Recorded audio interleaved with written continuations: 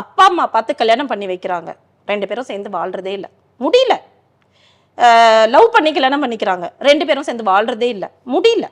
அவ்வளோ கேசஸ் இருக்கு, எல்லா இடத்துலயும் இருக்கு, ஸ்டேஷன்ல இருக்கு, கோர்ட்ல இருக்கு, எங்க கிட்ட இருக்கு, எல்லாம் இருக்கு. நீ லிவ்இன்ல இருக்கன்னு சொல்ற, நீ என்ன உனக்கு ரெஸ்பான்சிபிலிட்டி இருக்கும் அங்க? எமோஷ்னலா நான் கனெக்ட் ஆக மாட்டேன், எனக்கு கமிட்மெண்ட்டே தேவையில்லை, எனக்கு வந்து எந்த ஒரு அங்கீகாரமும் தேவையில்லை. நான் இருக்கிற வரைக்கும் இவனோட இருப்பேன், நான் இருக்கிற வரைக்கும் இவ கூட இருப்பேன், எனக்கு பிடிக்கலையா நான் இன்னொருத்தரோட போட போய் இருப்பேன். இதுக்கு பேர் வந்து டீசெண்டா லிவ் இன். ஃபோன்லாம் வர்றதுக்கு முன்னாடி கல்யாணம், ஒரு பையனை பார்க்குறதோ ஒரு பொண்ணை பார்க்குறதோ கல்யாணத்தில் பார்ப்போம், நிச்சயதார்த்தத்தில் பார்ப்போம், அப்படி இருந்துச்சு. அடுத்தது ஃபோன் வந்துச்சு, ஃபோனில் பேசிக்கிட்டாங்க.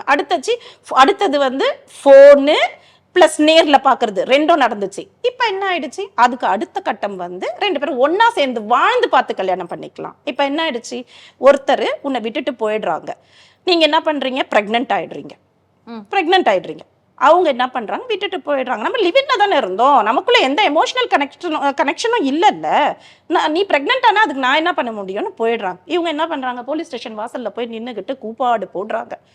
அப்போ அந்த போலீஸ் ஸ்டேஷன் மட்டும்தான் எத்தனை கேஸ் தான் இந்த மாதிரி பதிவு பண்ணோம் நீங்க சொல்லுங்க.